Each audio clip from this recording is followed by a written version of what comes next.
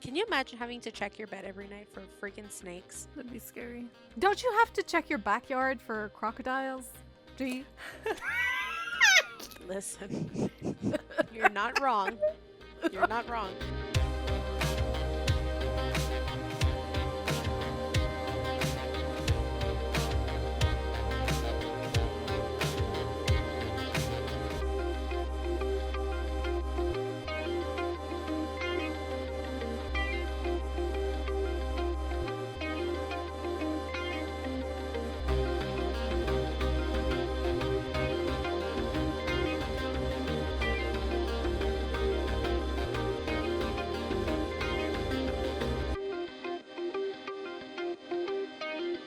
Hello, everyone, and welcome back to Romancing the Monsters. I'm Em, Hi, I'm S.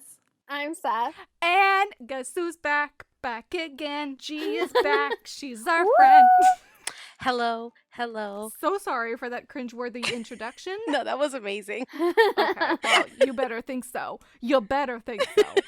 So yes, Gabby's back. Whoop, whoop. Welcome back, G. She's with us this week to talk about The Bridge Kingdom and The Traitor Queen by Danielle L. Jensen. If you listened to our Catch Up and Chill number 5, we mentioned the books with an S. And we mentioned that we were kind of all reading it and that you could expect us to talk about it, and the day has come. We're talking about We're it. talking about them. We are. So, let's start with The Bridge Kingdom. Let's do a short synopsis, and then we can get into what we think of these books, which I know that 1/4 of this quartet did not like the first one, as much as the others. So I'm curious, not to throw you under the bus, but to throw you under the bus. No, Shut up. Wait, you guys talked about it without me? When? No. It's Goodreads. It's Goodreads. Oh. Goodreads gives me the spoilers sometimes, so. What did you rate the first book? We'll get into it. Go, proceed with the blurb. Go. Okay, fine. Go. So, The Bridge Kingdom starts off with Lara, who is our main girl. She drugs her sisters after her father comes to visit them in the Red Desert, and that's just where they've been living for like the past 10-ish years, maybe more. So basically her and her sister were raised to be weapons, and the king would choose only one of them to destroy the Bridge Kingdom, which is another kingdom that has control over like the bridge that runs between all the kingdoms, and that means they're in charge of like transport, of like trades and things like that. So the King Silas just really wants control of the Bridge Kingdom. So whoever is chosen will marry the king, which we know later on is Aren. And so they are going to be marrying the king, but also they're going to be betraying the king. They're going to bring them down from the inside.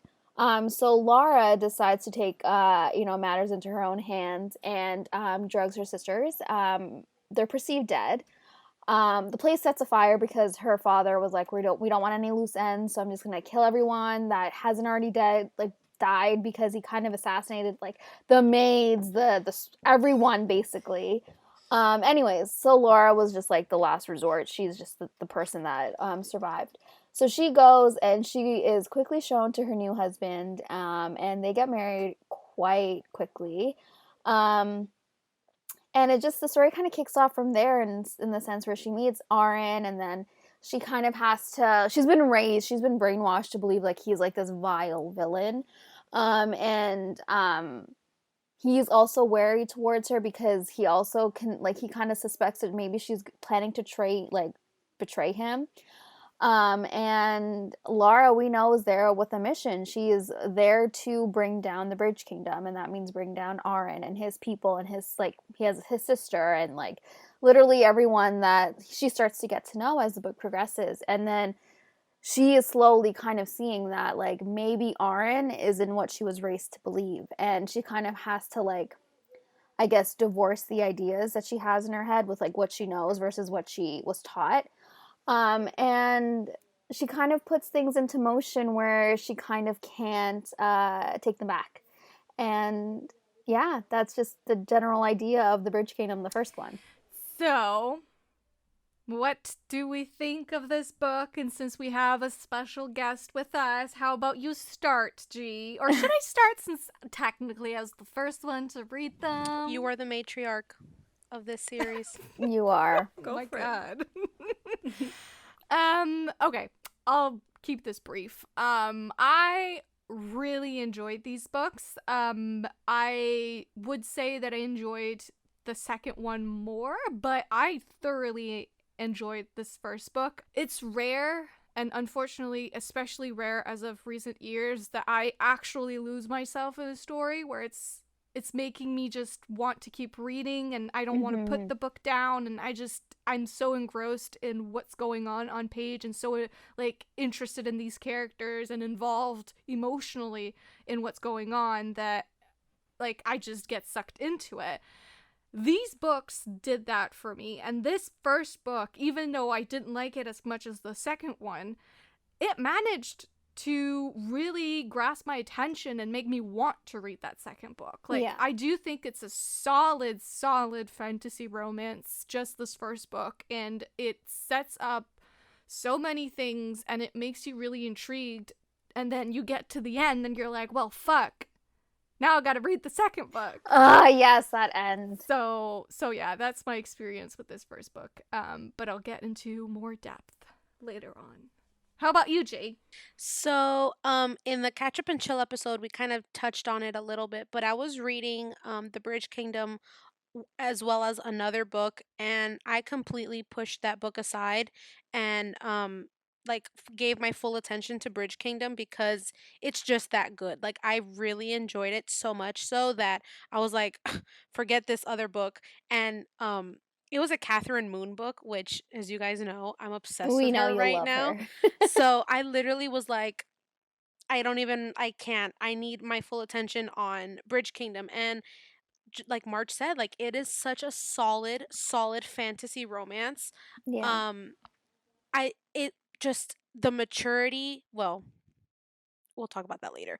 But like the maturity of the characters, like it didn't feel like I was reading a YA fantasy. Like the decisions Yeah. that the characters made, like you could understand where they're coming from, like Oh, as yeah. adults, and like I don't know, it just really honestly swept me away. Just like M said, like I was just, I don't know, it took me somewhere else, and I really enjoyed it. And something important for me is this is a series where fantasy romance really applies. Like, I feel like some Yeah. fantasy romance books are very heavy on the romance part of it, and it's kind of just a romance set in, you know, a fantasy-ish world, which nothing wrong with that. I love those as well. And then you have, you know, fantasy novels that have a little bit of romance in them.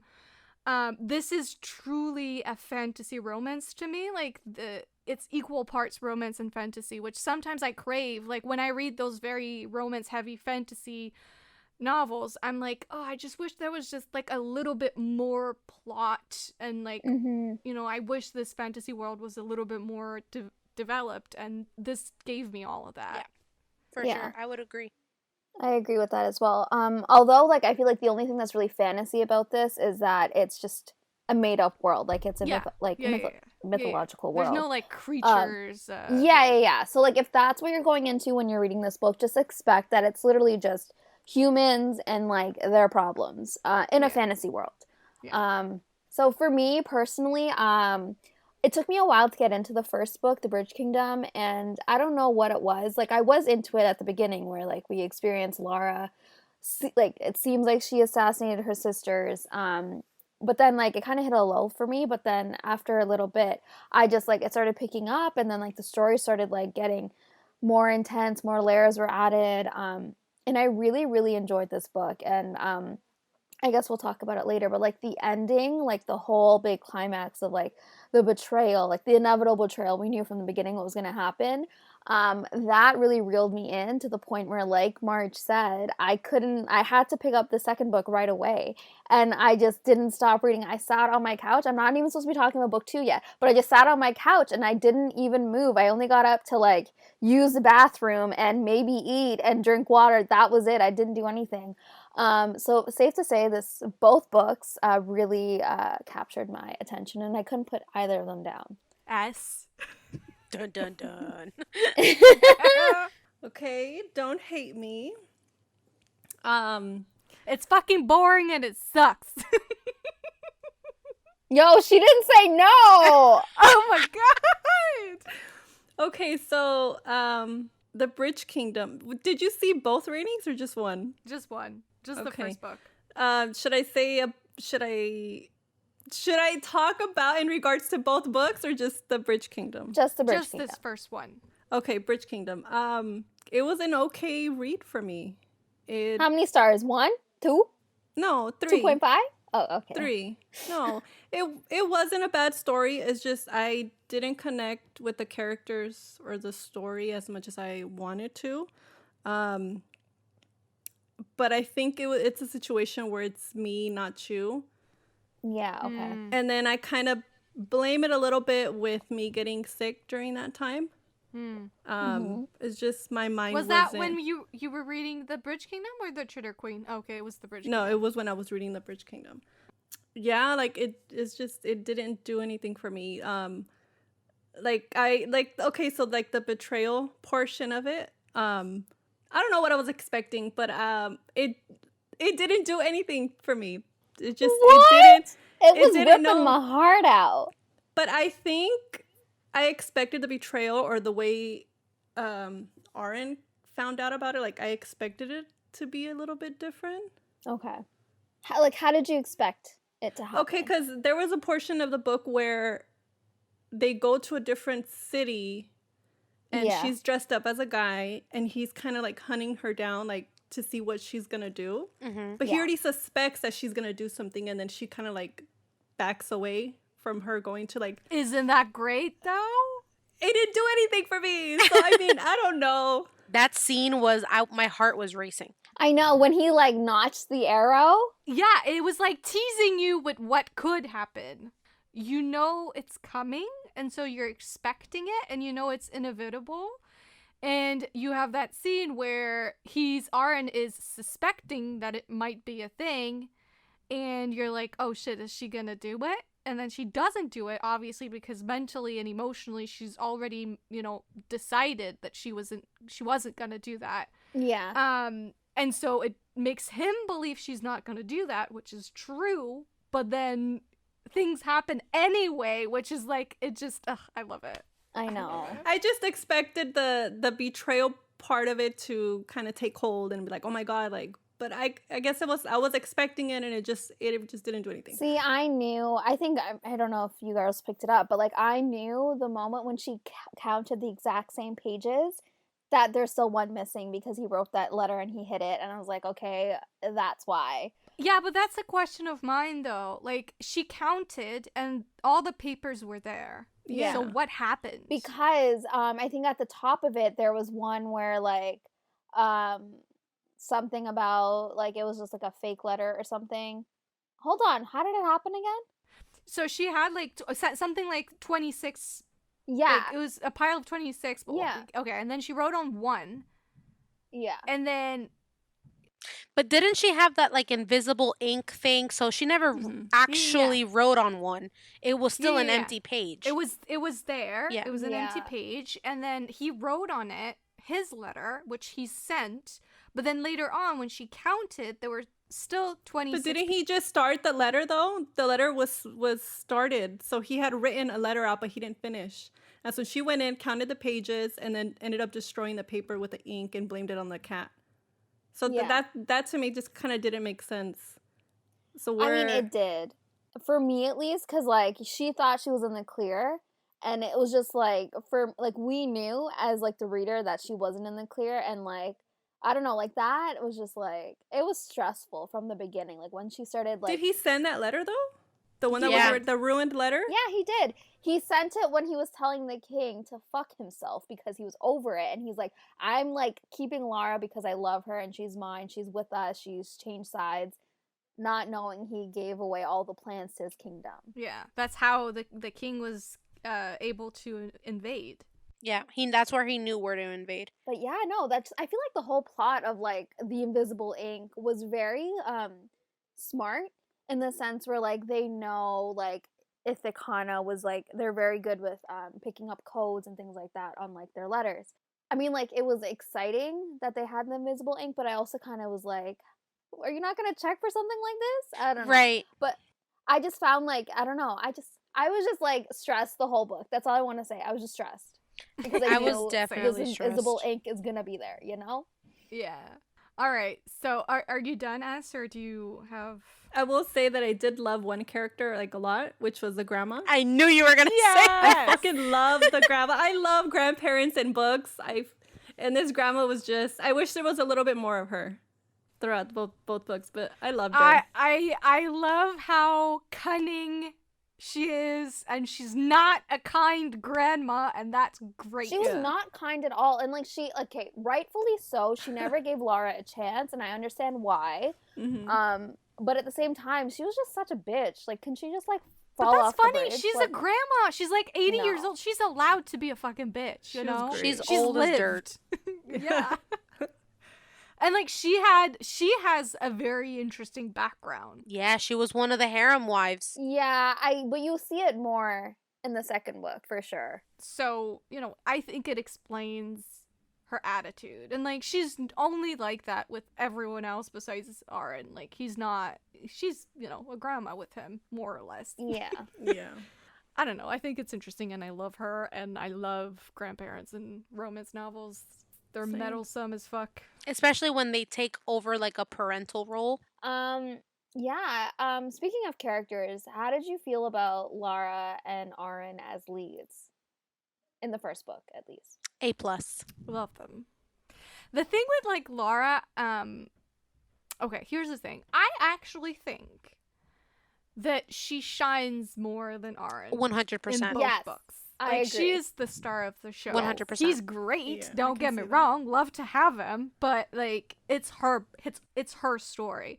And sometimes I'm like, how do authors, and like I say that from, you know, as a aspiring writer myself, like it must be so difficult to write a heroine that's more intelligent than you. And like I don't mean that as like offensive towards Danielle L. Jensen. Like I'm sure she's a very smart woman, but like sometimes like these are like assassins that like would know like shit that like us we wouldn't know, Right. like regular folks. Are you kidding? Like, The amount of genius in this book with Lara and her plans, like just for like, sorry, I'm cutting you off, but like just the idea of her learning how to swim because she knows she's gonna Right. need it to escape, oh, I and like love the that way part. she went about it, it's like, girl, you're so smart. Yeah, love it. Like there's so many characters here that are very smart. I mean, I don't know if this is touching more on the second book or what, but like she's this assassin who supposedly, you know, killed all her sisters and, you know, is outsmarting everyone. But something as simple, for me anyway, as swimming is her downfall. Like, I love that she gave her a weakness so simple. And it makes sense because she grew up her entire life in a desert. So she would have never had the opportunity to learn how to swim. And here she is being sent off to islands that are surrounded by water. I don't know, like, I'm glad that she had a weakness and that she wasn't this, like, superhero heroine. Like, I love that human side of her, too. Yeah. And didn't Aren have like the little similar type of weakness? Like he didn't know how to ride a horse or the donkey or a camel? What was it, a camel? Yeah. Yeah. Oh, that was yeah. In cute. the second book, that he didn't know how to ride a camel. He's like, what the hell do I do? That's true. I forgot about that. I mean, it wasn't like as life threatening as Yeah. like not knowing how to swim when Exactly. you're in the middle of the ocean, but you know. Yeah.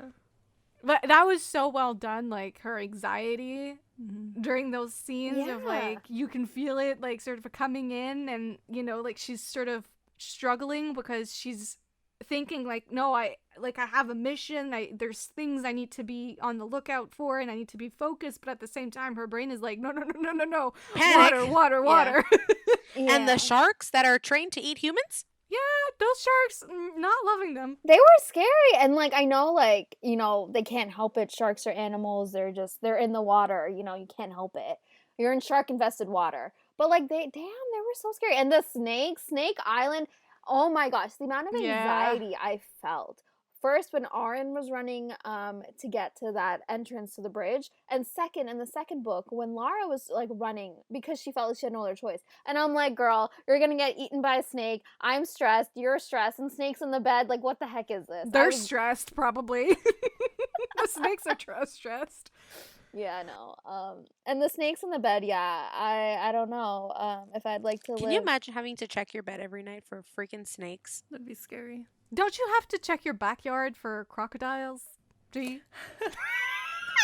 Listen, you're not wrong. You're not wrong.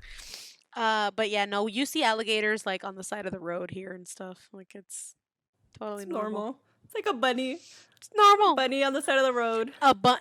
Can I be honest with you? A bunny on the side of the road is rarer than an alligator on the side of the road. Well, we actually have coyotes in this area, so I mean. I think the worst here is probably like a raccoon. Yeah, because you guys are so far up north, everything would freeze to death. Okay, shut up. We're not in the Arctic. Well, I mean, maybe a moose or two. Like, I gotta say, my friends the moose could probably The moose. I live in an igloo, eh? Your house is in an igloo. Your house. Yeah. Anyway, so we've kind of started talking about the world. How do you feel about this world? Because personally, this whole idea of Ithicana is essentially like a small island country-esque type of thing that's in the middle of the ocean. In this world, it's like, it's very, yeah, like it's treacherous. Like you can't actually go by boat around this island. Like you have to go through this bridge, and the bridge is more like a tunnel type of thing. So you go inside the bridge. And it's like days long. Oh yeah, it's like it takes, I think it's even weeks long. Yeah. Because it's like, so the bridge goes from one continent, I guess you could say, to another continent, and then Ithicana is kind of in the middle of that. And so they have hold over this bridge. How did you feel about that? Because I thought it was so interesting, and like the questions that it brought up of like, you know, trade wars and like who's gonna hold power over this thing, and like all the kingdoms are kind of fighting over this one bridge because like everyone has to go through it. How did you feel about that whole concept? But okay, quick question. The bridge wasn't magical whatsoever? No. I feel like there was like a moment where I was just like, oh, it's probably like a magical bridge or something. No, I mean, it's just so prized among everyone because, like Em said, everyone wants it because of like, you know, whoever has it, they're in charge of like taxes and like selling goods at the market. Like they're in charge of so many things. I thought of the bridge as, think of it this way, like Central America.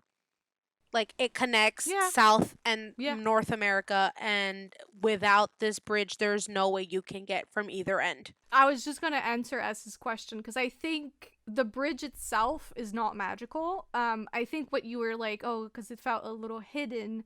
All the entrances are hidden. Like you can't actually people aren't allowed to go inside the bridge without like a blindfold. Like they can't see where they're going, so that they can't see how to enter and exit this bridge, which is all part of the plan.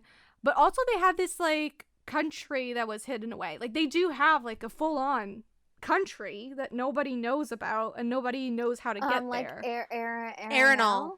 There you go. Okay. Yeah. And Lara, I think, was the only individual, like known individual, that was allowed in the bridge, and even then, she had to be blindfolded the whole time. Actually, the first time. Yeah. It took a while for him to allow her to go in there. I mean, okay, so sorry, March. To answer your question, I thought it was really well developed. I was really like interested in terms of like the different kingdoms. Like I actually felt like I was aware of them, and like I kind of understood like the differences between them. Like, is it Maridrina? Maridrina is her father's kingdom. She's she thinks that Aren is starving her people as she's like going into like his kingdom. She sees them like dying and like begging for food, and like later on as she like starts to discover things, she realizes it's her father that's denying them food because he would rather have weapons. So I just like those little ideas and like little tidbits of like what the kingdom is actually like and all of that. I was struggling more so with like what it looked like because I felt like the map in the first book kind of wasn't like complete. I don't know. Oh, I mean, yeah, it's better in the second book, but the map was very helpful to me to like picture it because I was having the hardest time. I don't know. I feel like was it complete? Anyways, all I know is just I couldn't understand what the heck this thing looked like. But I figured it out in the second one. Thank you. Thank you. She's Steve. showing the map. Thank you. For our listeners that cannot see. Can't I wonder see. if this is online. So I Yeah, probably is, yeah. It is Probably in is. color, and that's what really helps me. That's what I need. It's in the ebook as well. Yeah. Like if you download the sample or something. Yeah. And if you have, I believe, the hardcover of The Birch Kingdom and the Traitor Queen, it's on the inside, on the hardback. I think the map in the second book is the same one, just zoomed out a little bit more. If I'm Well, I know is I understood it more once I looked at the second one and when I looked at it in color. G No, is, it's actually the fact-checking same right now. exact. Okay. So Shut up, G. Can you just let me live? Proving you wrong constantly. Love to see it. Well, speaking of things not being as they seem, I was so heartbroken when she was dressed, I think it's when she was dressed as like a guy and they were back in Maridrinan, and she heard the people say like, yeah, no, we were dressed, like we were paid to Be act like that there. towards you, to be like, oh my god, you're a godsend, blah blah blah. I felt so bad for Lara. My heart broke because like of how far her father would take things, and it's just like she honestly thought like she The was the savior of her brainwashing. people. Like she really genuinely thought she's saving her people.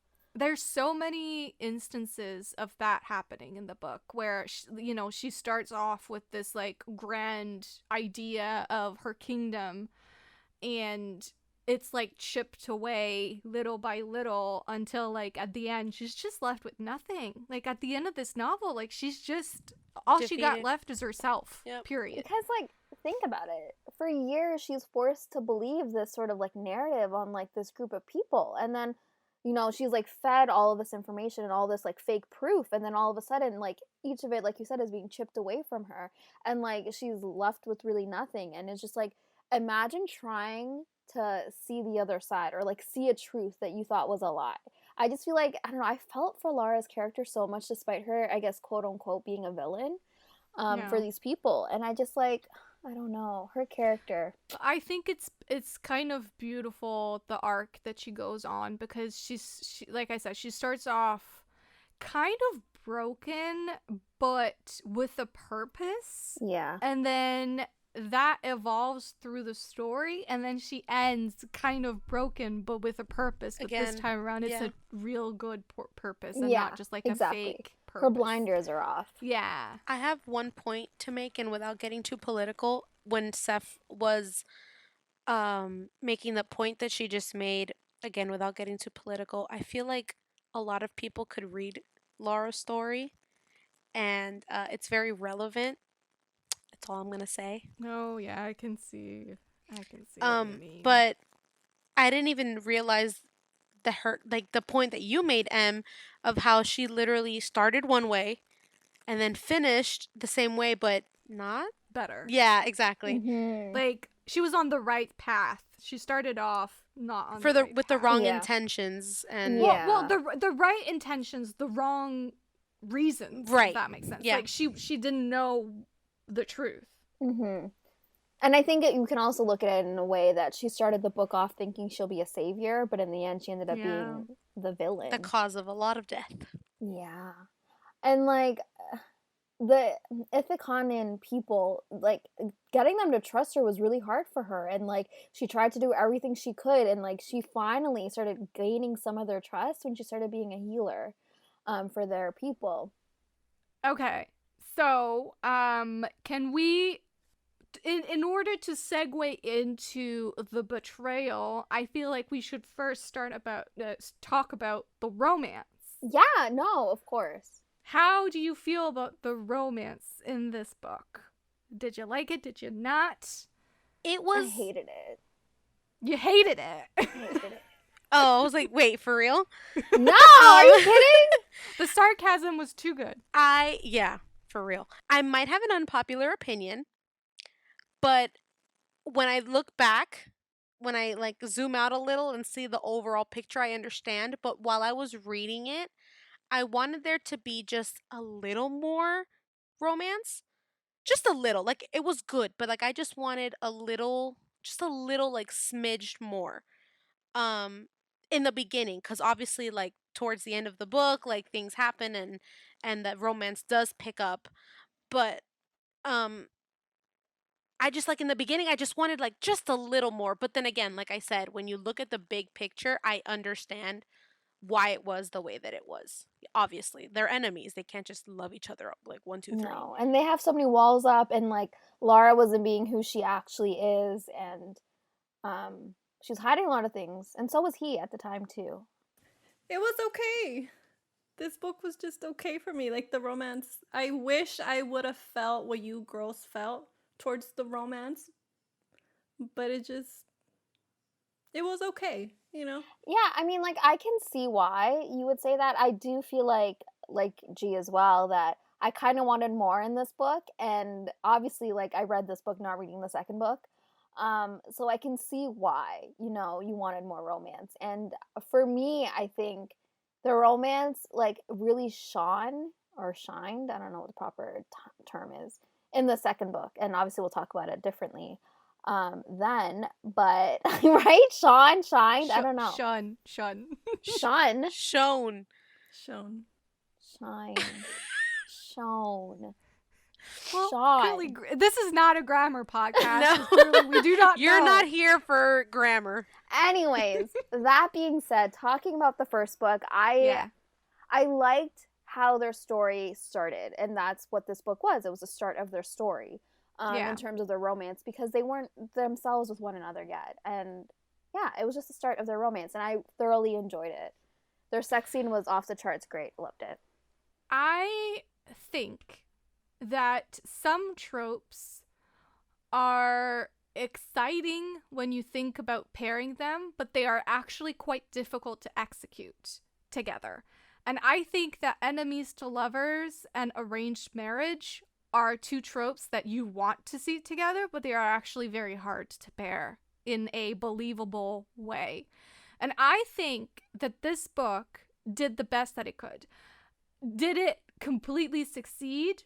Maybe not. I do think, like, from memory, that when I was reading, there were, like, a couple things that I was like, maybe this is not, like, you know, as strong as it could be, but I think she did the best that she could in combining those two tropes that I for sure have read in other books that were not done very well, course. where it's like, yeah, no, those two people would, it don't make sense, okay?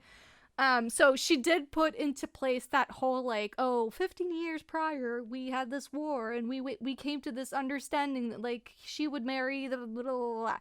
So she made it work. But like you said, I think I see this as their beginning, but for me, the real heavy lifting on the emotional side of things of this romance is done in book 2. Yes.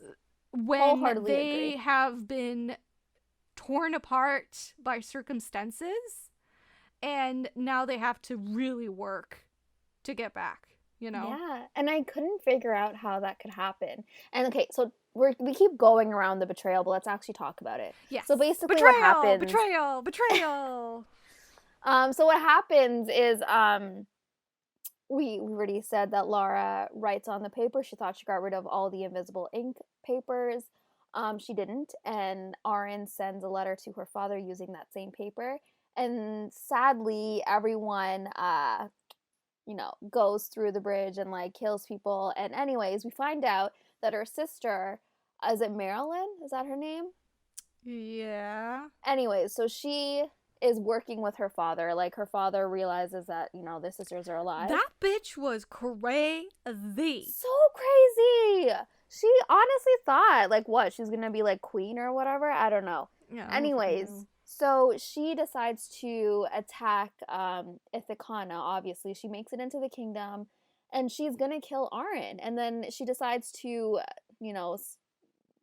kind of reveal the betrayal and tells him everything about, like, Lara's plans with the invisible ink and how, like, their father invaded because of her and all these people are gonna die because of her. And so basically his people are dying because of the woman he loves. And that's their betrayal, and he tells her to get gone or he's gonna kill her, and she goes.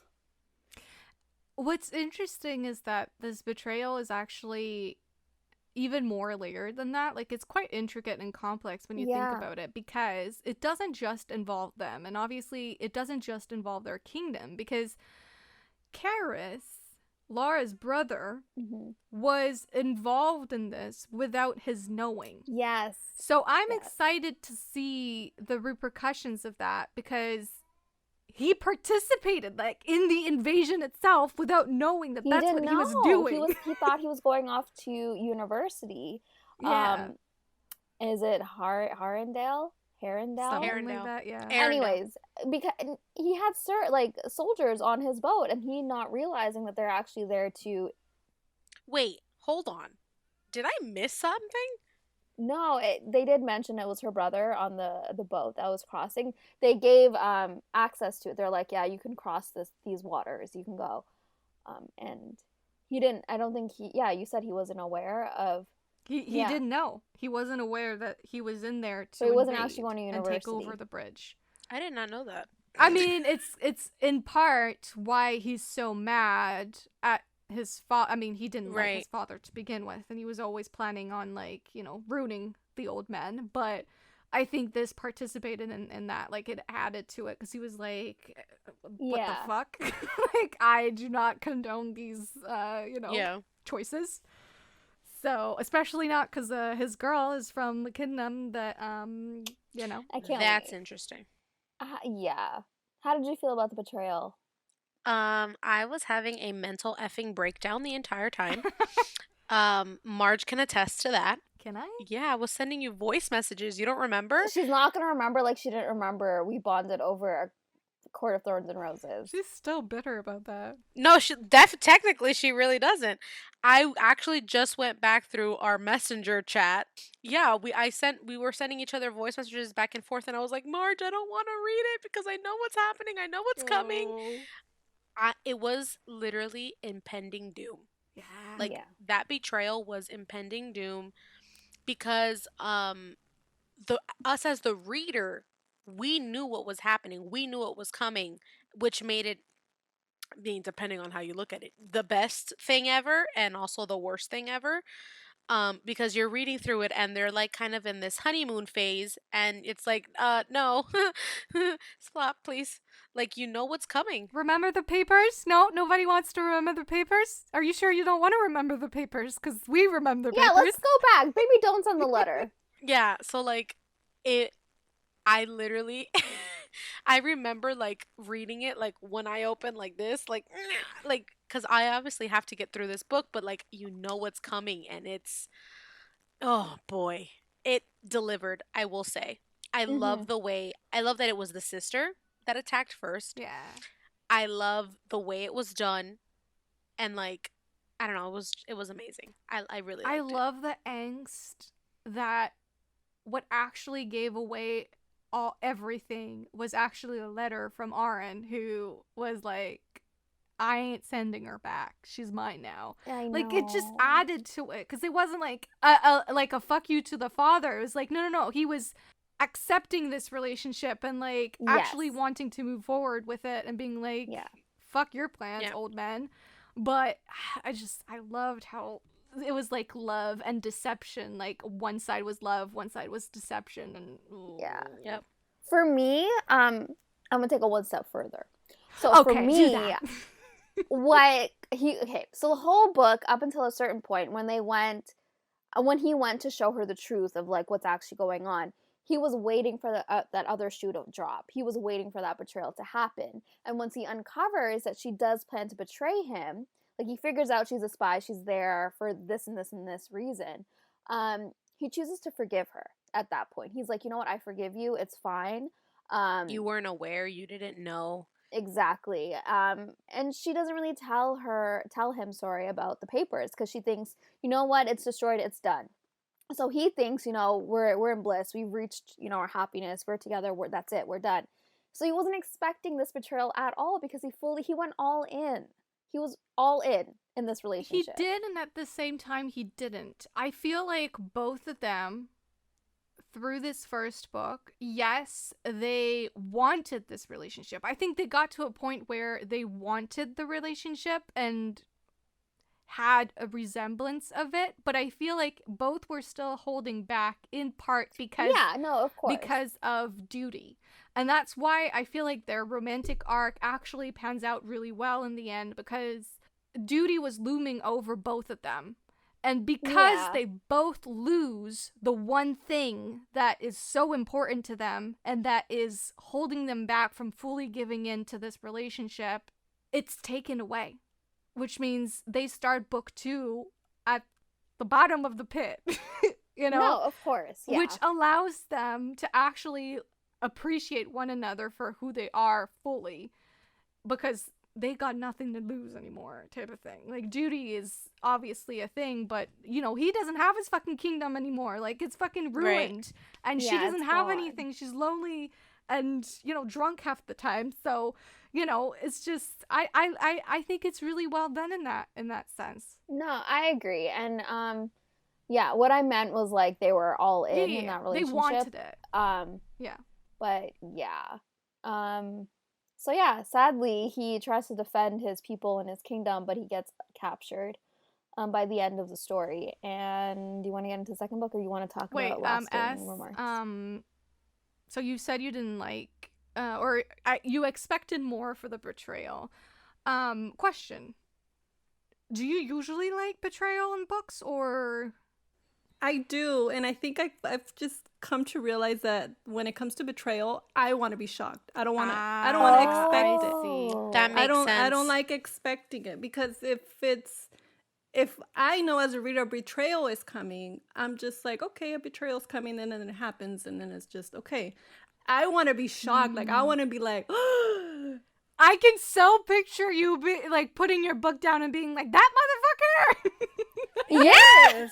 So that's I think one of the reasons I can see that. Why I guess the betrayal is just, it didn't do anything for me, you know. I wasn't okay. I want to be as excited about it or as like shocked like you girls, but it didn't happen. Sadly, it didn't happen, you know. Are you the type of reader that becomes like emotionally detached when like you know your feelings are gonna get hurt? Like, are you like, I don't know how to explain it, but like if you know something's happening, like this betrayal was gonna happen, are you the type of person that kind of like you didn't get attached in the first place? Yeah. Like, do you try not to get attached? I think it depends on the book. That's a good point, Steph. I would have never thought of that. Yeah, no, I told myself going in, I'm not gonna get attached because like I feel like this betrayal is gonna be intense. I didn't listen to Past Sephra and I got attached and it hurt a lot. So yeah, so I feel like, I guess there's two kinds of betrayal plots. The one that's supposed to shock you, and then the one that's like you're dreading it the whole way through. And just listening to some of Danielle's Instagram live, like it sounds like she's someone who really values tension in a book. So I feel like that's probably why she went with like the dreading part of it, because it adds to the tension of the novel. So I feel like it makes sense. It's a choice, and personally I like both. Yeah, I don't mind either. I actually like both. All right, anything else as far as the story, maybe like scenes you want to mention? How did you feel about the sex scene? How about like how did we not talk about that? There's sex in this book, by the way. I said I liked it. I think you're gonna have to refresh my memory, because the only scene that I kind of remember was where she drugged him, and then she goes in and then like tries to seduce him. It wasn't that scene. I love that scene. I know it wasn't that scene, but that's what I remember of them being like intimate. I don't remember the other part. Yeah. How to describe it to me? Wasn't it like after they decided that they were gonna like actually try this out, and like, you know, he thinks, you know, no betrayals are gonna happen, like he's like all in at that point, and like they decide to have sex, and like it's great. There's a snake in the bed, but it ain't the snake you're thinking of. Hey-o. So an interesting tidbit on that one is obviously it's not like extremely smutty. It's, you know, it's on page, but it's not like the most descriptive thing I've ever read. And what the author said on that front was that when she was writing YA before, and she wanted to make a switch to adult romance, fantasy romance. And so she was very aware when she was writing this book that her fan base was YA. She was pulling back from giving as much details as she wanted for that reason, to not like shock those readers too much and allow herself to create like a new fan base of new fans that were coming in purely for this book. But she did say that, you know, now she's writing book 3, and she's like, well, if you're reading book 3, it's because you liked what you got before. So she is now planning on adding more and making it more descriptive because, you know, the people that didn't like it, they're gone. Yeah. We can expect more smut in book 3. Is there only one in the duet, or is there more than No, one? there's 2. There's one in book 1 and one in book 2. Oh, the one in book 2 killed me. It wrecked me. Are we ready to move on to book 2? I guess we keep talking about book 2, book 2. The Traitor Queen. No, I can't do a English accent. The Traitor Queen. Obviously, it is the follow-up to Aren and Lara's story. You know, as we've said, book 1 ends with Lara, you know, she's kind of drunk most of the day. She's lost everything. She's, you know, off in another country because, you know, she was exiled from Ithicana with reason, because they were gonna fucking kill her. So she's left with nothing. Aren has been captured by the king of Maridrinan. And she hears about it. She goes to his sister, and she's like, I have to do something. I will find him. And this is where book 2 begins. Yep. Actually, can I just read really quick the last sentence? Because, okay, so she's talking to Aren's sister Anna, and she says, "You need me because I am the queen of Ithicana. And it's time my father was brought to his knees." Dun, dun, dun. Dun, dun, dun. Cut to book 2, and this girl ends up in a dungeon because they're Literally, they said, F you. Go to the dungeon. Yeah, you're the queen? Yeah. Okay. To the dungeon. Okay, brief summary of the book, perhaps? Yeah, so as I said, this book starts off with Lara in the dungeon. Aren is also in the dungeon. He's captured by Maridrinan. His kingdom has fallen, and the bridge is no longer in Ithicana's possession. People try to rescue him, and he watches each of them die miserably. And Anna decides to listen to Lara, and Lara's plan is to get Anna married to the prince in Harendale. Anyways, winning their allegiance, while she goes to her sister's, and she finds her sister Serena, or Serena. how do you pronounce it? Serena? Mm. Living a good life. She's preggers. She has a husband. She's living a great life. I want her And also, story! Same. I want her story so badly. Like, her and her guy sound so cute. Yeah. Anyway, she meets up with a few other sisters. Aren actually finally meets Karis, who we know is Lara's brother. He helps Aren realize that the harem wives, so like the King Silas of Maridrinan, has a harem of women, and Aren realizes that they're willing to help him. So he decides to use that, that outlet. And yeah, so basically Lara decides to step foot in Maridrinan and get her man back. And I love the wife goes after her husband trope. Yeah. Love it. And just the way it was done. That scene is probably one of my favorite scenes of the duet. Which scene? I agree. The whole book. The whole book was great. Do we? I mean, if you don't want to have. Okay, let's wait till Yeah. Steph is done and then. Yeah, I just want to say a little bit more and then I'm done. But I just want to say, so one of the harem wives is Coraline. Yes.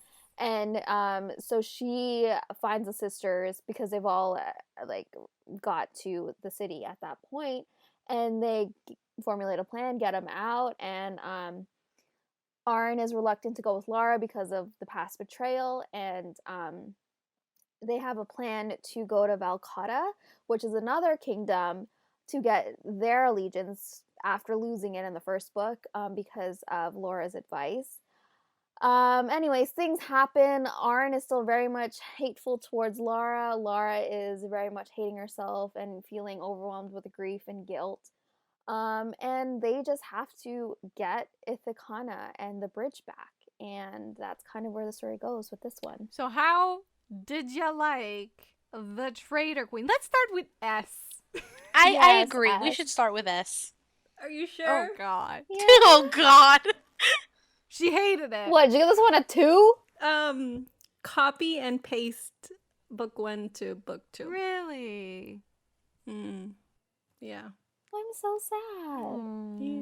Well, okay, elaborate. Yeah. I don't know. Okay, so I don't think it's the book itself, because I have read other stuff recently, and it's all very meh to me. Okay. I recently read a book. I don't even want to say it, but I recently read a book, and it was an anticipated read, and it didn't do it. So I think it's just a me thing. It's not the book. The book is good. The writing is good. It's just there was no connection for me. Okay. G, you going next. What you think of the Traitor Queen? Amazing. Even better than the first one. 10 out of 10. I mean, Academy Award, never seen before. Right. Give it an Emmy. Whatever award books get, give it to them. Pulitzer. It was right. I have to, because there's details I got to talk about. We'll get to it when we get to those sections, but it was amazing. It was flat out just amazing. Wholeheartedly agree with your opinion. I honestly would give this book like 100%. Like, it was just perfection. A+++. Like the angst. I honestly, okay, like I said, with this book, I read it all in one shot. I couldn't put it down. And like the angst, the pain, like, you know, phantom heartache syndrome, I felt it. Like, I honestly felt like something was wrong with my chest, how much I was feeling it, because like the pain, like, I think I mentioned in our podcast anniversary, didn't do it with an Italian accent this time, in that as you'd ask which character do you want to like get to know, or like which one do you want to go to dinner with, and I said Lara, partly because of her character, I guess, journey in this book. I felt like she was very much broken, and like she just was so hard on herself, and like obviously she's guilty for what she's done. Like, she felt the guilt. And like it just like it broke my heart. And I think what also hurt me, yes, was the romance, but I think it was like her character and like how she didn't feel like a person anymore. She just didn't care. She wanted the Ithicanan people to be safe. She didn't care about herself. And that's what really killed me in this book. And it hurts so much to think that like this once strong woman feels so broken down and so ruined. Yeah, and she doesn't care if she lives or dies, and that's what was tragic for me. But it's also what makes it so good, you know? Yes, exactly. It's a redemption story, and I love that it's a woman going on this redemption story, redemption arc, because, you know, oftentimes it's like it's the guy that, you know, F's up, and then he has to do the work. Yeah. But here it's a woman, and she's going off to rescue her husband, and she's like, I'm gonna get this back for him. Because I love him so much, and I love his people, and I will give him that, and it doesn't matter if it means that then I'll have to go and never see him again. What matters is that he's back where he started, because it's all my fault type of thing. I feel like your voice cracked a little bit. What? No. I'm crying over like, oh my here. gosh, she's about to cry right No. now. It's just cracked because it's been an hour. But yeah, I fucking loved this book. Fucking loved it. And I agree. it just gave me all the emotions. I cried at the end. She sounds like she's gonna cry again, as you're right. Yeah, right, yeah. It's just because it's been an hour, guys. My voice is tired. Listener, she's getting very emotional right now. So emotional. Her eyes are glassy. So emotional. Oh. Yeah, so yeah, I cried at the end. It was great. I wanted to cry at the end. Why didn't I cry? I bawled. Oh my gosh. I'm dead inside, you guys. I think it's just I'm dead inside. Okay, fine. I just wanted to say I bawled my eyes out, and I haven't cried in a book for so long. I think the last one was Kingdom of Ash. No, not Kingdom of Ash. Empire of Storms. Okay, let's get into the beginning of the. Wait, did everyone say what they thought? No, Steph, you didn't. Did you? See, again, she forgets me. What the hell? Am I just chopped liver? Gee, I think you're taking my spot over in the podcast at this point. I'll just sign off. Bye, everyone. Never. It was nice knowing you. I'm the fun aunt. I'm the fun aunt who pops in here and there. And apparently I'm the hateful sister. I won't forget you, Seth. Thanks, S. Okay, let's get into, the scenes that we want to discuss. Because I do feel like this novel is, like, essentially, if you want to, like, a rough summary, it's Aren is in struggle, Lara saves him. Lara is, struggling, Aren saves her. It's back and forth like that the whole novel, and you would think that would get old, but actually I just had so much fun. Like, the heartache, man. I'm a huge, like, action movie fan. Like, set me up with a good, like, superhero assassin. Avengers Assemble, but it's like literally Sisters Assemble. Literally, And her sisters were so awesome. I ate that scene up, and especially there is nothing more I love in, like, okay, my voice is getting weird now. See? We're all crying. Drink some water. There's nothing more I love than badass women who also use their sensuality to, like, fight crime and shit. I love it. They go in there as, like, these seductive, like, belly dancers. And little does anyone know, they're there to kill a bitch. They're here to kill a motherfucker. I love it. Yes. And that's where Lara saves Aren. And I just needed to say that because to me, that was such a significant scene. That whole, like, just them trying to escape, they had to zip line. Like, it was nuts. I loved it. That's it.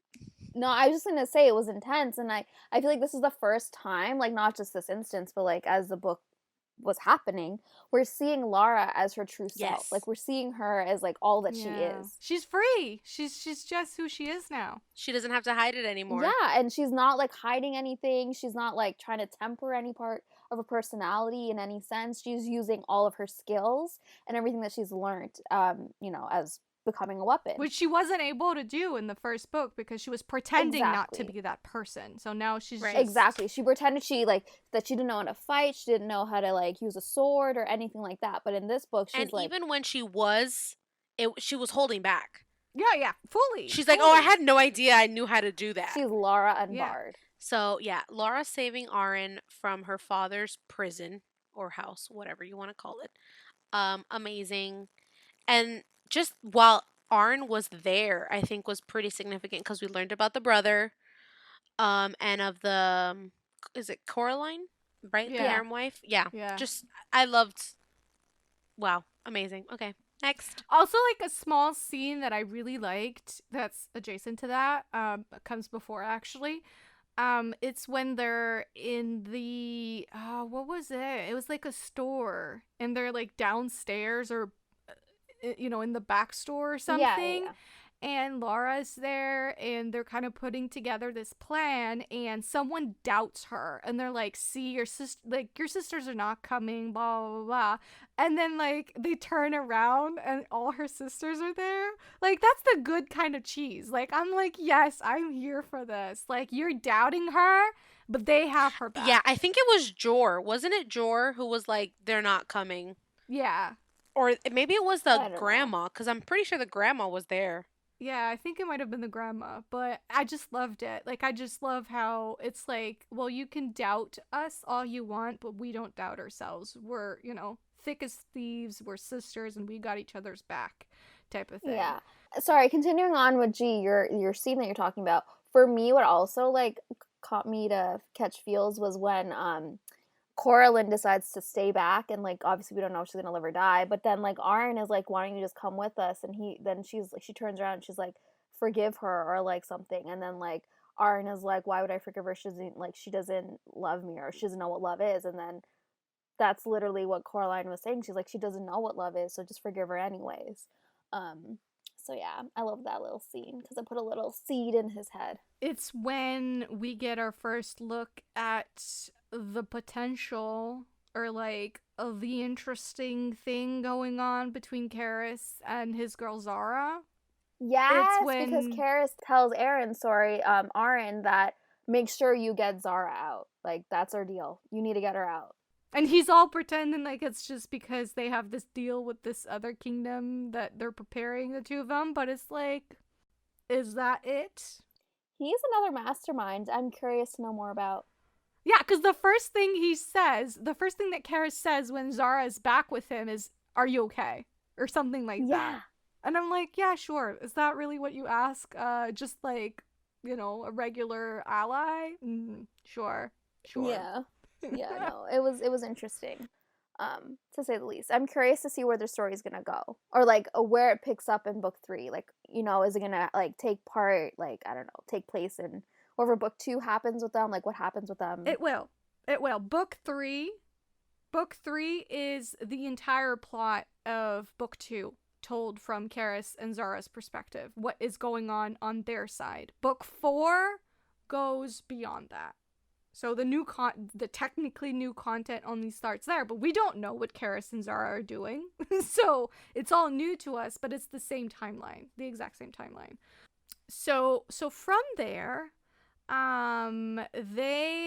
essentially, Lara and Aren find themselves alone in the desert. Aren is not made for the desert.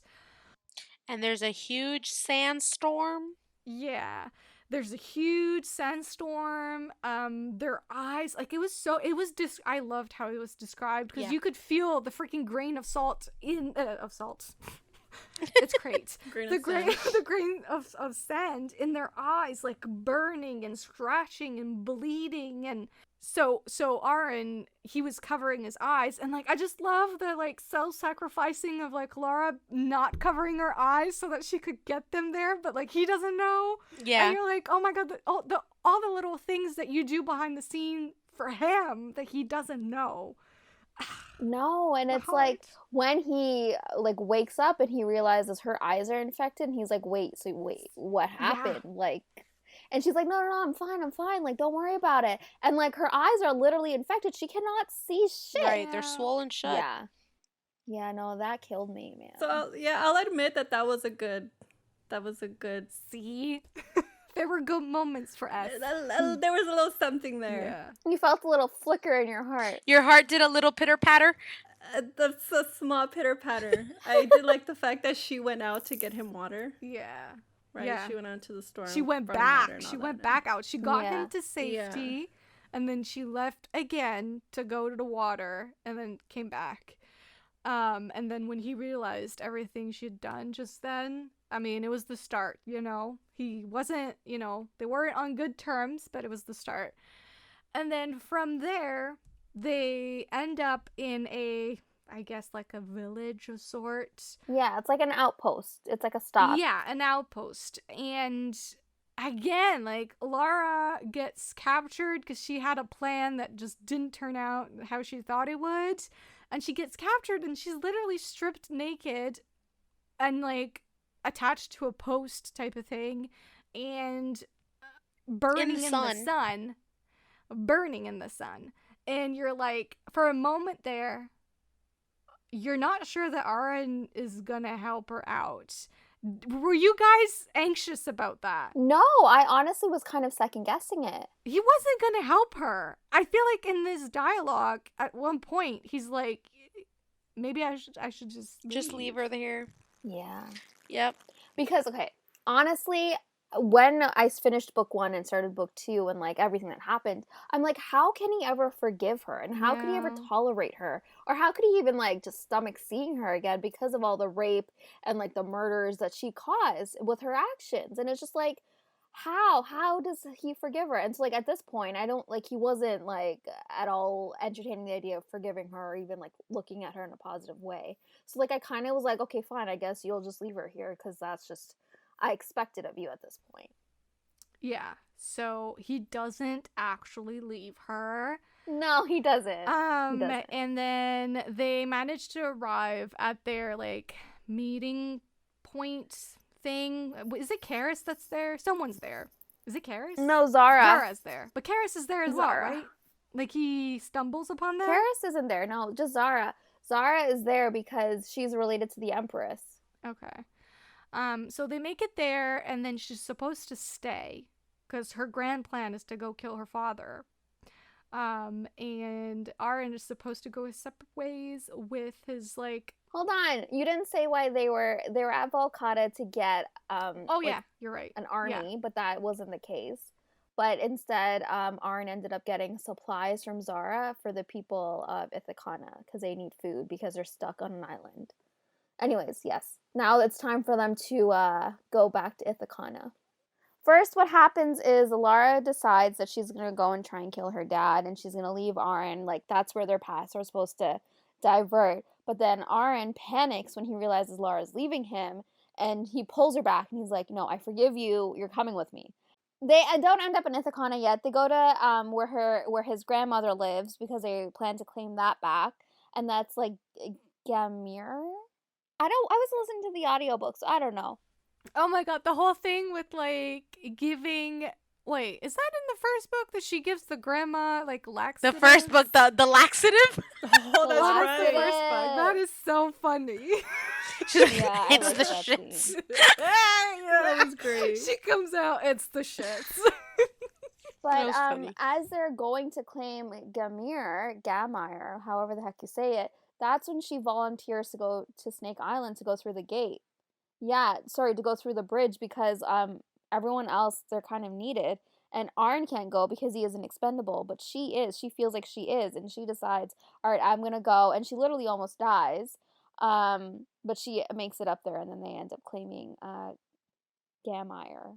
And she gets injured. Yeah, though. and this is her first, well, sort of, time back, amongst the Ithicanians, whatever the fuck they're called. Yep, and Ithicanians. it is not a jolly time. They do not trust her. They do not understand why they can't kill a bitch. And even though the king is back, she got him back, and it's not enough for these people. Which makes sense, because, like, obviously their whole families have been, like, We don't even know what the heck was going on with Taran, True. Aren's cousin. Yeah. We find her at the top once they go through the gate into the bridge, that she's been captured for as long as, the kingdom's been under, the control of King Silas, and so we don't know what happened to her. Didn't she die though? Like they assumed she died. Yeah, assumed dead, but then we realize that she's not dead. She was tortured instead, which Yeah. one And would who knows argue what is else. not much, better. So they come up with this plan to retake the islands. Is it the islands? Like they're trying to retake the islands that surround the bridge. Yeah, I think they're going one by one. Yeah, and they have this plan. Part of it involves Zara, part of it involves Karis, and they think everything is going as it should, but then they're like, Yeah. it's a little bit too easy. Something's wrong. What's wrong, Seth? But you're skipping over. Well, I mean, I'm doing my best, okay? No, but I'm just saying, before any of that happens, Lara gets really injured. She tries to stitch herself up because she knows no one would care to do it for her. Aren comes and he helps her with that. They finally, acknowledge the feelings that they still have towards one another and have sex again. I'm literally reading it right now. Yeah. Isn't it on a table as well, like from behind? Fact check, on a G. table. So check I would that, just that's like to throw important. this in there, and it's Aren. Aren says, "Why didn't you ask for help?" And Laura says, "Because I don't have the right to ask any of them for anything." Okay, pitter patter. Pitter patter. My heart. And then he says, "You need to stop doing this." And she says, "Doing what?" And he says, "Throwing yourself into harm's way." And then he says also that it doesn't make a difference. Like, they're still going to hate you anyway, so stop doing That's it. exactly what she said. It won't change anything other than eventually getting you killed. Yeah. Yeah, so I wasn't ahead of myself. Yes, you were, because what because they happens? are celebrating that night. They're celebrating their win of Gamir, and then after, the morning after, they go off, they succeed, and they win back whatever they wanted to get. But they leave her behind. Yes, it was They too easy. leave He her leaves her behind. And like, what kills me again was the scream that she like uttered, and he heard it, and he's like, "No, I gotta think of my people." And yeah, and that's when they go and realize it's too easy, and then they figure out that King Silas is actually attacking their secret island. So she puts herself in a fucking boat because she's like, I will save Ithicana, and I know that the people of Ithicana are in danger, and I will help with all that I am. And from that point on, I mean, from to be honest, page 1 of this book, but from that point on is like the big climax of the book where I was fucking tearing up. Same. So someone wants to explain what happens in that section of the book? Sure. I'll do it really quickly. So basically, she makes it there, and she realizes that her father's kingdom has serious amounts of soldiers, and they're there trying to rip down the gate that protects the civilians in Aren. She decides to challenge her father to a duel, and things happen, and she gets injured, but she does ultimately win, killing her father. Oh, okay. You're skipping over way too much. No, I'm not. Chillax. And then the intense things happen because people are dying. Like, you know, his people, like King Silas's people, are trying to make it into the gate, but they're trying to rip it down at the same time. So during that time, she's fighting her father, and then he dies, and then like they're left with like the damage of like what they have to do because the sharks are coming, and like the gate's still trying to be pulled because like the boats are trying to leave, and then like the gate gets wedged, and she falls into the water, and then that's where the angst starts. Yeah, so essentially, they're like holding hands through the gate, right? And she's like, no, let me go. And he's like trying to find a way to make her go through in vain. Yeah. Because he even finds a hole under like the gate, and he's like, come down, come through it. And like she gets caught, and then because of her belt, and like he's like, what the heck? And like she becomes unconscious because like she can't breathe underwater, obviously. And I remember this girl does not swim. No. And she is in the water panicking and letting herself die because she knows there's no hope for her at this point. And he's desperate and he's panicking, and like in that moment his kingdom is not even, you know, on his brain. He's just fully focused on this woman that he loves and who's dying. And how does she make it through? I don't remember. He pulls her through. He pulls her through the thing. Yeah, he unhooks her belt. She comes through. But like for me, what was tragic about it, yes, was like the whole like, I'm so like she's like, I did the best I could. Your kingdom is safe. Your people are safe. I can die in peace now. But also it was more so like she told Anna, like, no, sorry, Anna told her when she was going onto the boat to duel with her father that, you know, it's kind of a one-way trip. Like, you're not going to make it through. If you fall into the water, you're going to die because the sharks are going to eat you up. So like she went down to that boat knowing she's going to die. And like she just didn't care if that meant, you know, Ithicana and like its people will be safe. So yeah, that was really sad. And the real full circle, like I just, because like obviously the sharks are a huge part of it, and like they're scary, but in this book, like it's a huge moment because the sharks actually don't go for her. And Ithicana has this like myth that whoever goes in the water and is not eaten by a shark, well, okay, hold on. So they're criminals. They throw in the water, and usually they get eaten by the sharks. Mm-hmm. But if they do not get eaten by the sharks, it means that they have been forgiven by the land, and like the people must forgive that person their crimes. Can I just read this part of the book, please? You want me to cry? Sure. So she said, my father's dead. He's dead, and he can't hurt you or Ithicana anymore. Karis will be king, and there will be a chance for Maridrinan and Ithicana to be allies in truth. For the first time, Ithicana has a chance at a better future, but it needs you to make it happen. Don't sacrifice that for me. And he says, but I need you. I love you, and I've never stopped. Not once, not even when I should have. Since the day we met, there has never been anyone but you, and there will never be anyone but you. You are my queen, and I need you. And then like she legit like dies, She right? Like legit stops breathing. and like I can only imagine what he's going through because like he probably was like, I didn't tell her this earlier. I left her on Gamir, and like, oh my gosh, like she's dying, she's dead in my arms, and like, yo, it was tragic. I was like sobbing my eyes So out. now I can talk about what Marge and I said in our messengers chat. Go ahead. That I do not even remember. So, Seth, don't feel bad. I forget everyone and Well, everything. I'm kind of sad I wasn't a part of this chat, but I know I read it after You read it girls. after us, yeah. So Yeah. when I was like I wanted to talk about it with you girls, but I couldn't. I legit was like telling my poor mother, who has not read these books and probably never will. I'm there like stressing and like I'm crying and yelling at her and telling her what's going on. She's like, and then she's like, but how would he ever forgive her? I would never forgive her. I'm like, yes, I know, but that's why you got to read the second book because it's just like, oh my gosh. So I said, just finished Traitor Queen, and Marge said, that ending, huh? And I said it was amazing. She said it had me tearing up. And then, which I find very interesting, I said it gave me Edward bringing back Bella in Breaking Dawn vibes when he was like literally like bringing her back. Like she had delivered Renesmee. Oh yeah. And yeah. he's like, Oh. "Praise her," and he's like literally injecting her with his venom, like desperate as hell. So, and then Marge said, I was getting more Aelin self-sacrificing and Rowan being like, not on my watch. Yeah. How Yeah. funny is that we got two different, like, books, but technically it's the same thing.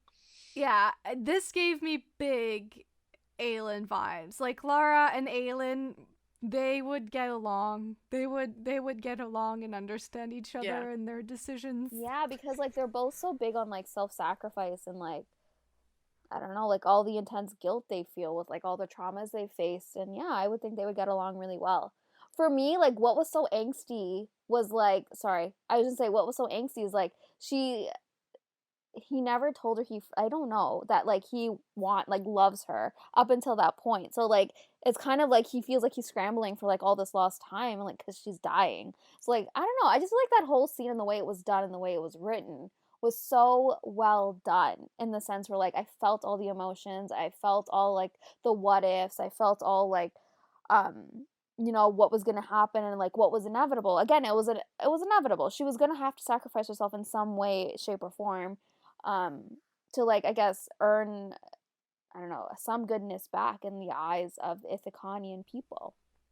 So, yeah. I will say, I just feel the need to specify that Aren, he was, you know, his kingdom came first for the most part until that moment. Yeah. My man I knew Rowan it. She was from gonna say day that. one, he was just my wife. Not on my fucking watch. Not on my fucking watch. Okay, but the circumstances are different here. Because Rowan didn't really have a home or a kingdom that he believed in up until he met. He just didn't fucking care. He didn't even care in the cause that his wife was fighting for as much as he cared about his fucking wife. The second that she fucking disappeared, he was like, fuck this war. I'm going to retrieve my fucking wife. Yeah, but like the love for his kingdom was dependent on the love that he had for Aelin and the bond he had with her. And that's wrong? How? That's not wrong. With Aren, he had this intense bond with Ithicana before he even met Lara. So. Well, that tells you something, okay?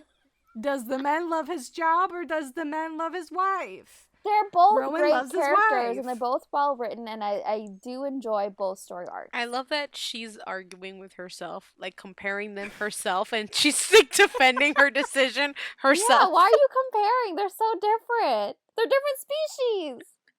Well, I just want to make sure that our listeners know that Rowan is Rowan. Mm-hmm. Yeah, Rowan is that Rowan. Aren We love him. could never.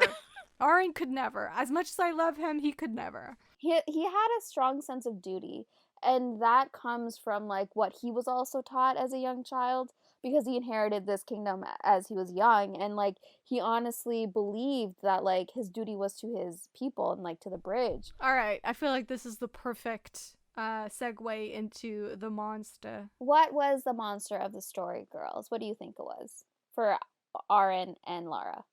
Well, okay. My first one is actually not for either of them. It's for their country in general Oh, and okay. their world in general, and something that I think is reflected in our own world.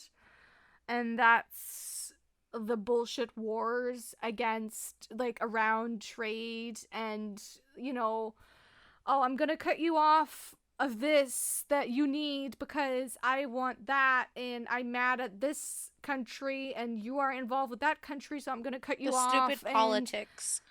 Yeah.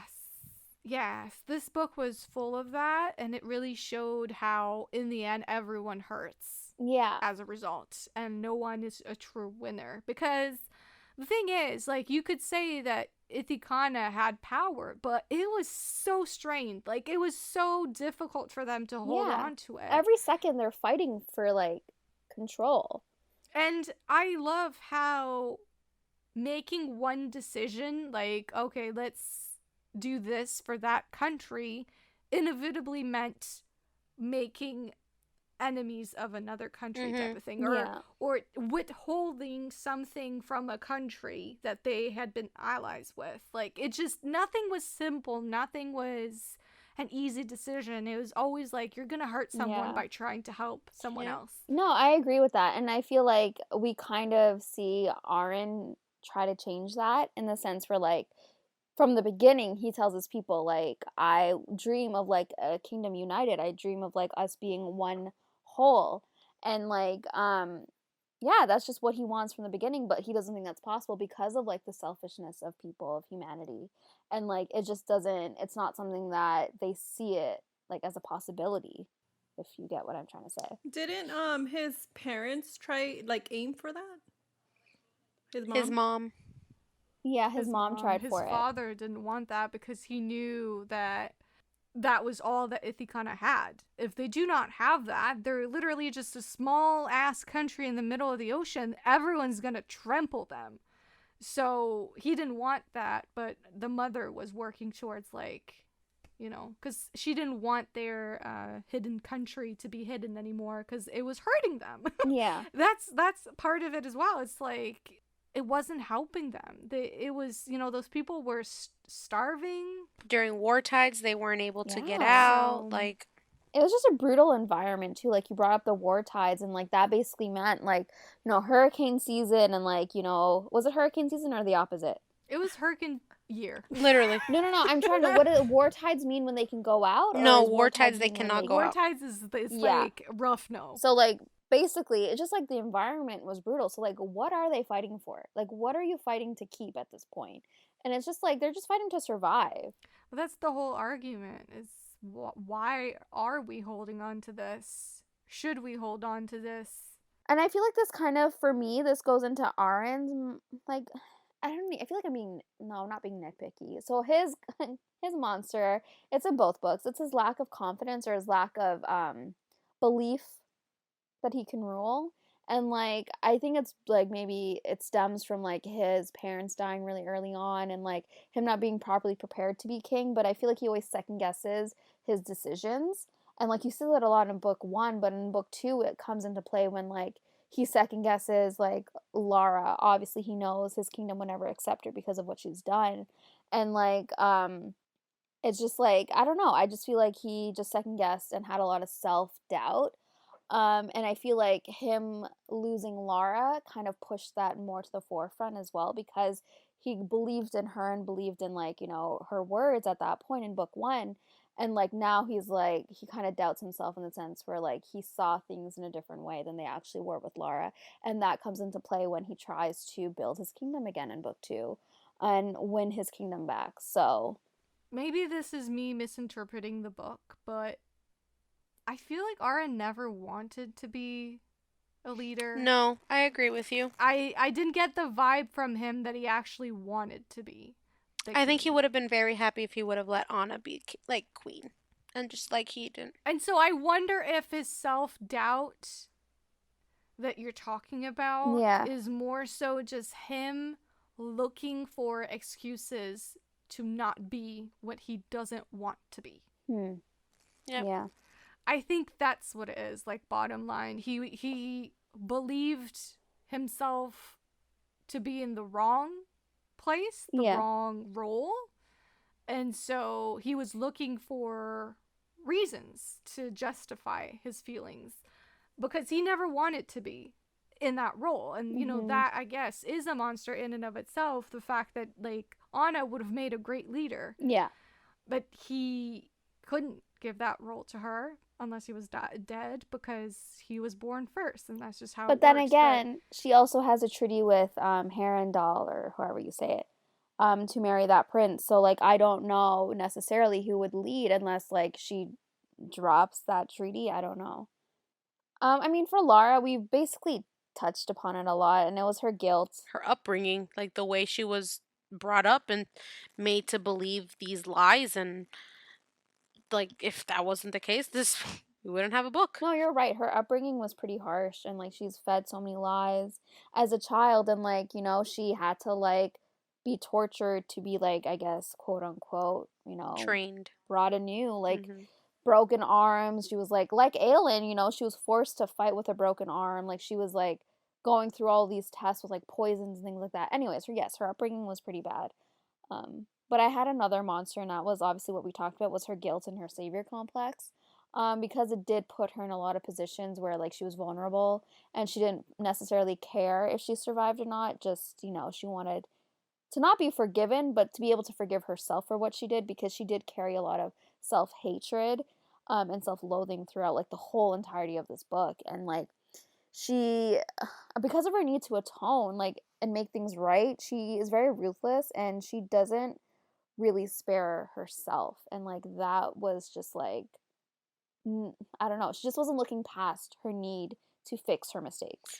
So I actually have a question. The book ends pretty, I wouldn't say abruptly. Okay, I didn't want to say abruptly, but it did end abruptly.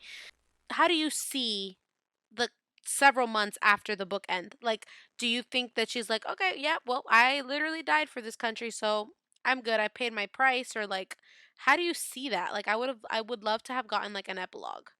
I personally, to answer my own question, I think she has a lot of self-work to do.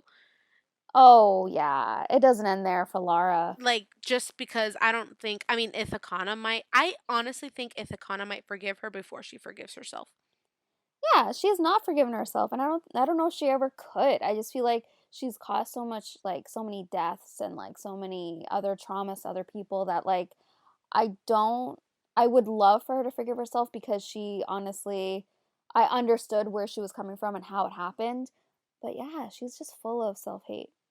I don't know, it doesn't sit well. Like, it would never sit well for, like, what she did. How, I think we already I was gonna say, talk about, like, forgiveness. Like, did you like the progression of it in the story? And, like, how did you feel about, like, Aren's forgiveness, Lara's own forgiveness? I think we've already established she hasn't forgiven herself. The people's forgiveness. How did you feel about how that went about? I don't know if we saw the people forgiving her yet. They mentioned the whole myth. The shark thing. About the shark. It's a good start to forgiveness, no? It's two things. Well, yeah. It's an easy, you know, plot device to make sure that it ends happily, which I'm not against. Right. But also, you know, people do believe in those things. Yeah. And people have faith in those things. And so, to me, it's not that far of a reach to be like, they believe in this story and they've, you know, every criminal has gone through it and like she's the one that survived type of thing, and like they see that as like a sign, you know. I can see it. Yeah. And obviously she had already proven herself before then. Like that was kind of just the last thing. Yeah, you know? I agree with that. But for me, I don't really, like, I don't know. I'm pretty sure a lot of people feel this way. I don't really necessarily equate forgiveness with earning back trust. And they forgive her, I think, but at the same time, she hasn't earned anyone's trust back. And that includes Aren, sorry. I just, like, how do you not doubt her words? How do you, like, I don't know. I just feel like it's like a long road ahead for everyone involved in this scenario. I actually think it was the opposite for me. I think trust came first, forgiveness after in this case. I agree with you that usually it's the opposite, but I actually think that she was proving that she was trustworthy as far as, like, I will fight this war with you in the second book. Yeah. But they hadn't forgiven her acts. I think it happened the other way around. I think it was the same for Aren. I think he was slowly gaining back his trust that, like, okay, she's wanting to help us out. And then he forgave her. Okay. I think. I can see that. For me, it's like something I would struggle with personally. Like, Yeah. I physically, mentally, emotionally do not understand how you could trust her again, despite her, like, going into this book with her best intentions and wanting to be forgiven and wanting to earn trust back. I understand that. But at the same time, she, like, ruined lives, and, like, lives were lost because of her actions. And I don't know. It's something that, like, I think it's still going to be something that they work towards. Yes, maybe he does trust her. Yes, maybe they do trust her. But I still feel like it's still something that is actively working on. Do you not forgive her, though? Are you the one that's not forgiving? No, of course I forgive her because I see where she's coming from. I understand her. We as readers are in her head. We know what she's going through mentally and physically. So I forgive her. Of course I do. I love her. I want dinner with her. I forgave her in book 1. Same. I think bottom line is earning someone's trust takes actions. Yeah. Earning someone's forgiveness takes only a decision. Like, you can just choose to forgive someone. Damn, write that on a card, Em. I know, Marge. You need to patent that saying, trademark it. But no, right? Like, she was putting in the actions. Yeah. She was showing, not telling. Yeah, exactly.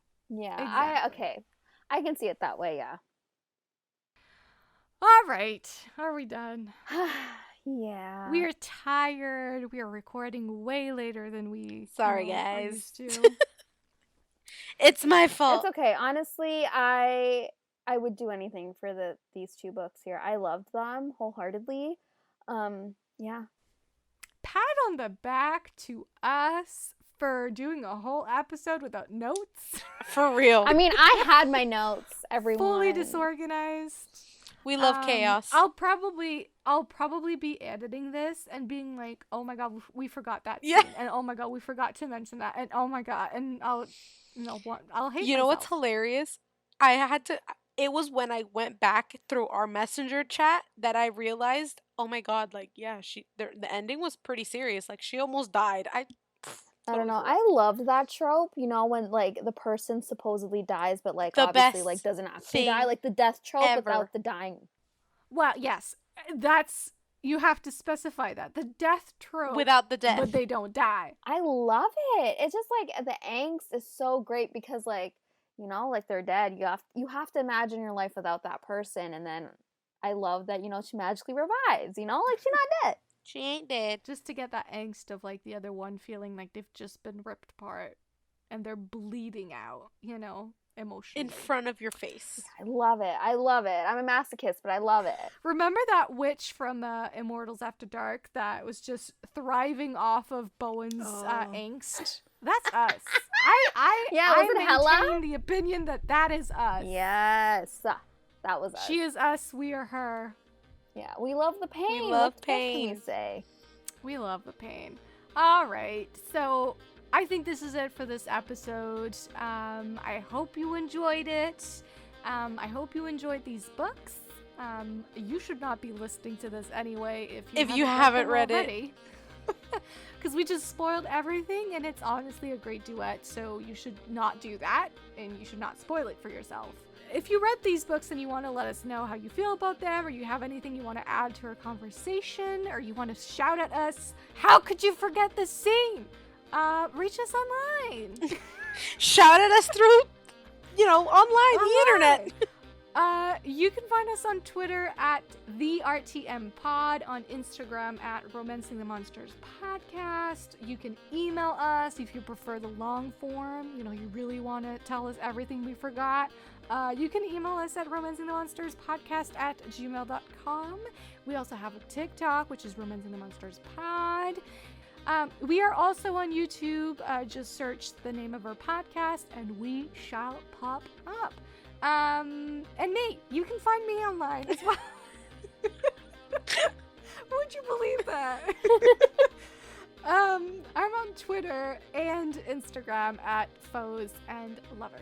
And you can find me, G, on Gabby is Booked on Twitter and Instagram. And she also has a small business. Would you like to give it a little shout out? Where can people find it?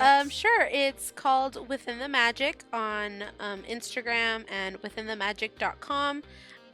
We have a lot of fandomy and bookish stuff that you can find there. Pretty diverse, so I'm sure we have something that you'd like. Yay. And you can find me as on both Instagram and Twitter at But This Book. And you can find me, Steph, on both Instagram and Twitter at Pros with Woes. And also, if you are feeling the urge to leave us a rating or review on any podcast platform, it would mean the world to us. So yeah, if you would like to or have the time to do that for us, it would mean the world. So See you next week, hopefully. Bye. bye.